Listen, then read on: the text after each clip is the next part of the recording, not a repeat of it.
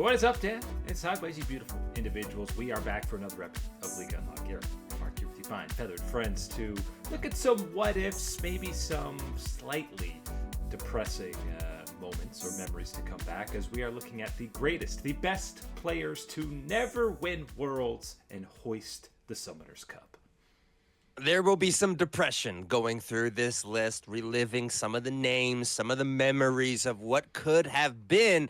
I also think there's going to be a hint of sweetness here as you relive some of these past of these players and really give them a little bit of that recognition, which, yes, they don't get because they are not the champions of the world. They are not the world champions. They cannot achieve that ultimate peak, the pinnacle that is of an esports player within League of Legends. But doesn't mean that they aren't names that aren't ones that you should know the history of. So let's dive into these to this list right now.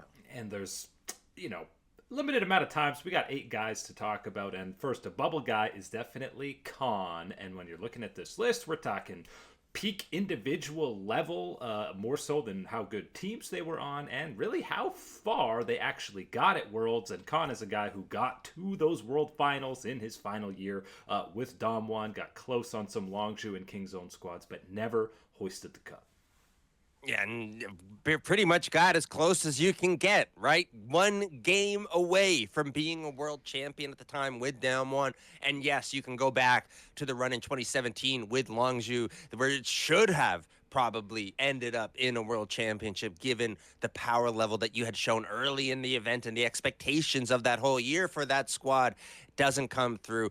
Khan absolutely has to be one of those first names that you are thinking of. And yes, an honorable mention in this type of list for the greatest to never have captured that world championship. And when you get to the actual list, you talk longevity and near, almost a decade where you're talking about Score being one of the premier junglers on the entire planet. And I think the reason he gets on this list even more is you can include the coaching era for him, where he just most recently at the World Championship finishes runner-up as the head coach of KT. He had some great runs as coach on Gen G and just never really had the opportunity, at least as a player, to even get to semifinals at Worlds. It's unfortunate because everybody knows Faker as Mr. T1. That is the T1 organization. Arguably, Score is the exact same thing for KT Rolster, but without that championship polish that Faker has every single opportunity he gets, really seemingly reapplying the shine to the trophy that is T1 as an organization. Score, on the other hand, so many of these defeats at the hand of T1 and all the others that come through in this long list of this history, even years where T1 isn't at their peak form. It doesn't line up for KT with the run, especially for Score, and now even more so as a coach for the organization, running into the buzzsaw of a 6th world championship for T1.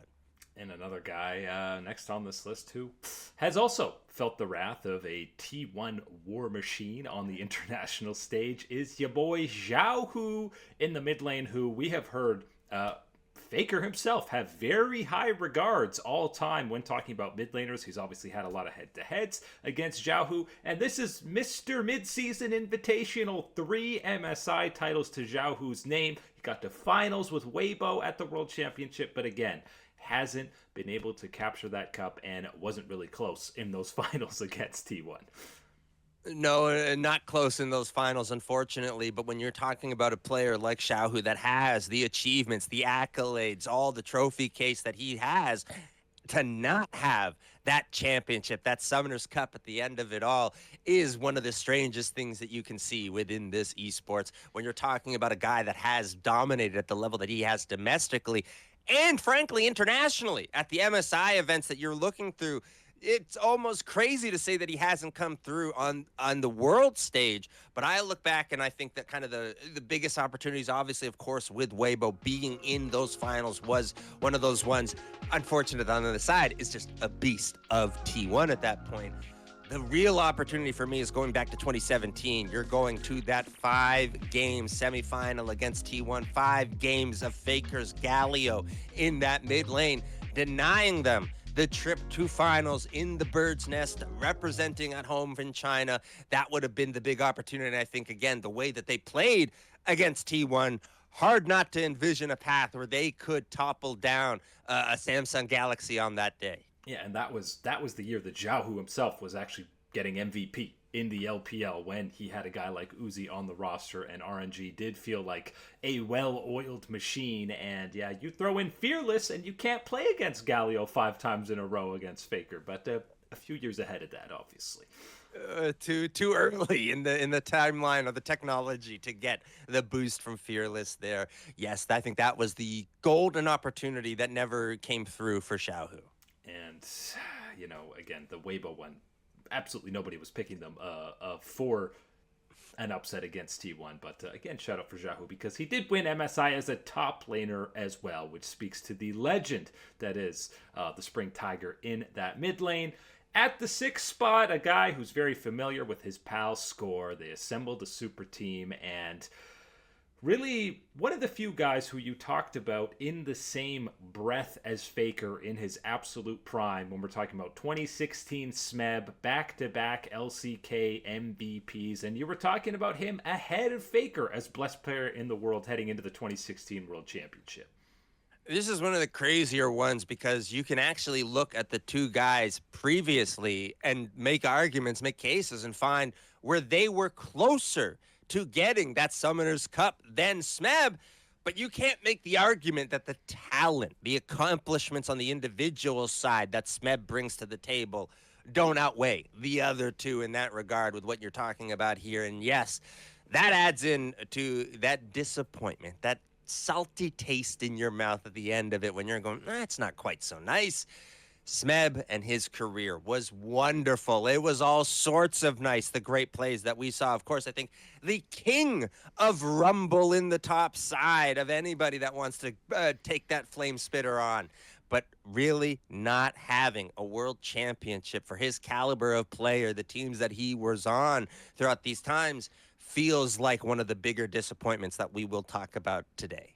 And listen, the only time he actually made finals was that 2015 GE Tigers roster, and this is the absolute Armageddon T1 roster that was steamrolling everybody, and Smeb single-handedly giving them basically their only loss at the event with the Fiora performance. And despite not making a finals after that, I still hold the case that Rox in 2016 and even KT in 2018 were the second best teams at that event.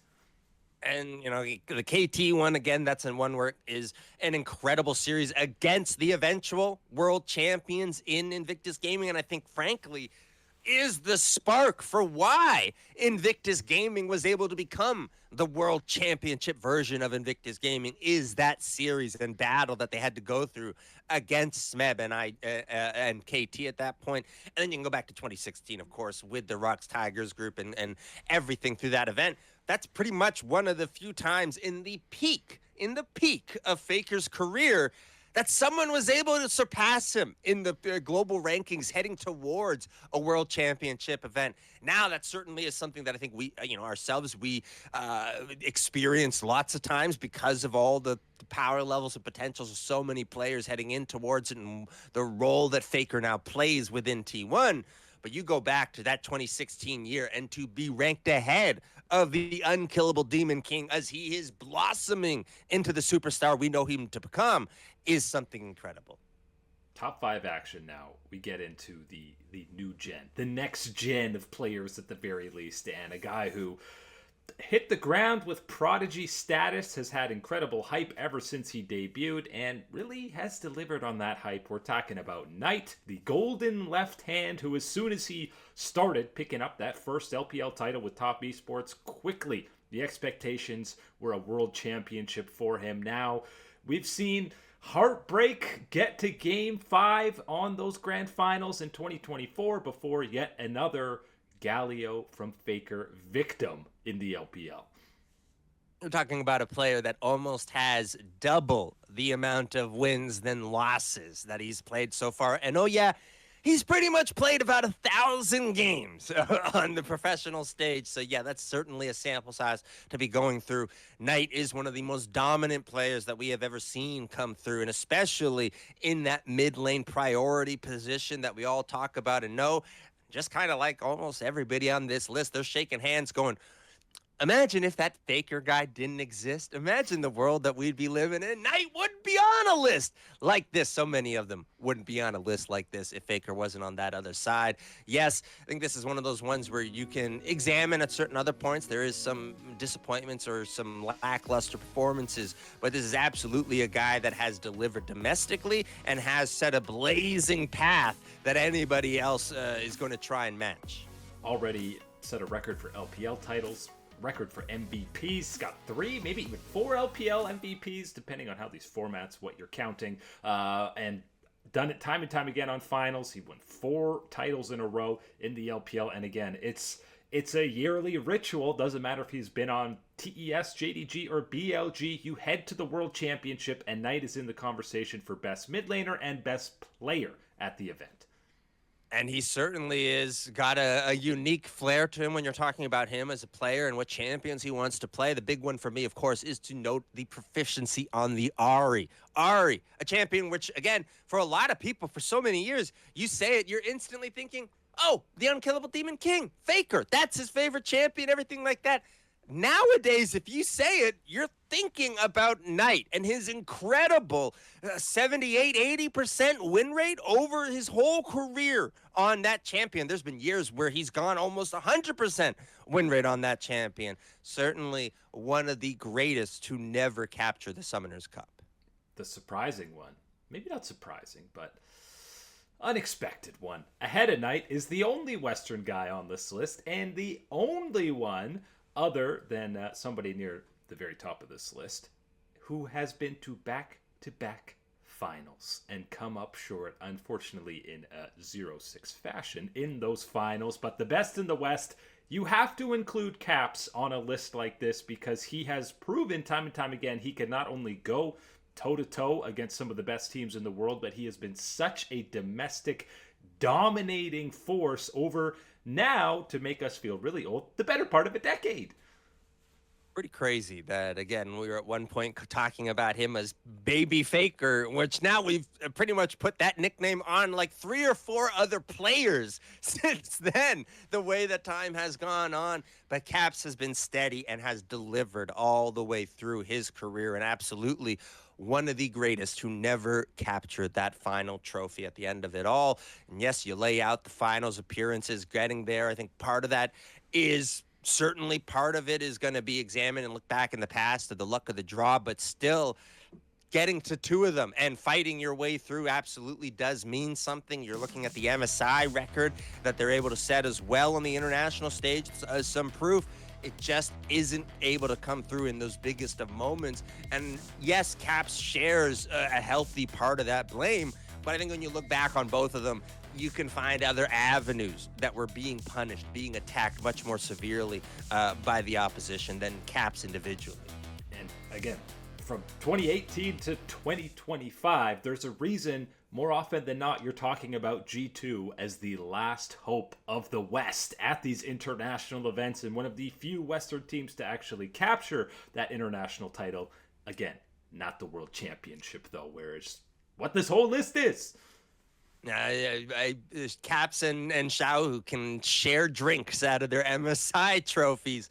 It ain't the same as taking a sip out of the Summoners Cup. Yeah, they're in the VIP MSI lounge, but that's like the basement lounge where the world champions are hanging out on that rooftop patio into the top 3, which is all about longevity for the most part and really being premier best in their role for multiple years heading into Worlds. And the last dance behind us, there's no way you're not talking about Peanut on a list like this. Never even got to the finals. We haven't seen Peanut in a World Championship final, but time and time again, how many times did we see this guy ending in disappointment in top 4 semifinal action? Multiple teams he's been at the World Championship with.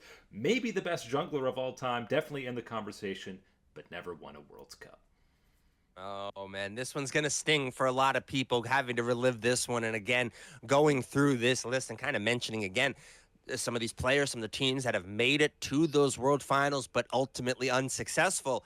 For Peanut to never have been in a world's finals is that disappointment, is one of the craziest things when you look back on his individual power and accomplishments in his career and the squads that he has been a part of and played a factor on for those teams. Not being able to get there, that absolutely is going to be one of those stings. But still, the longevity, the accomplishments, this absolutely is by no slouch a bad or even mediocre career for anybody. This is a phenomenal one from Peanut and what we have seen through. I think you can go back to the 2017 T1 team. Certainly one of those opportunities that slips through your fingers. You can go through on any, frankly, of the Gen G teams that Peanut found himself on and not finding a way to ultimately get into those finals.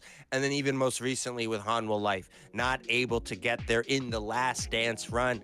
Yes, there's going to be some disappointments. And yes, he personally shares a certain percentage of them. But when you're looking through the history of his career, the role that he has played within the LCK and the game of League of Legends, there is no doubting that you need to celebrate a player and a career like Peanuts. And the most recent exit, losing to Gen G, is one of the least egregious ones, even though it's in quarterfinals a round earlier than we're used to seeing Peanut. But Gen G, obviously, powerhouse is coming into that event, his former squad, and there's been, disappointments internationally on lots of teams that he's been on, but it's never really been Peanut absolutely choked or completely lost them some series, at least not ones that they were expected to win.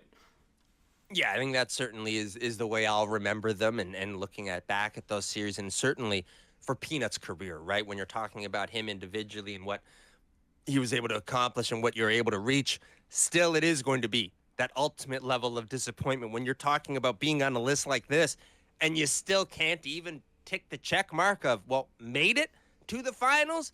That absolutely is a significant one against Peanut, but he brings so much else to that conversation, to that argument, to back himself up, that yes, I think it is a deserved spot in the top 3 on a list like this.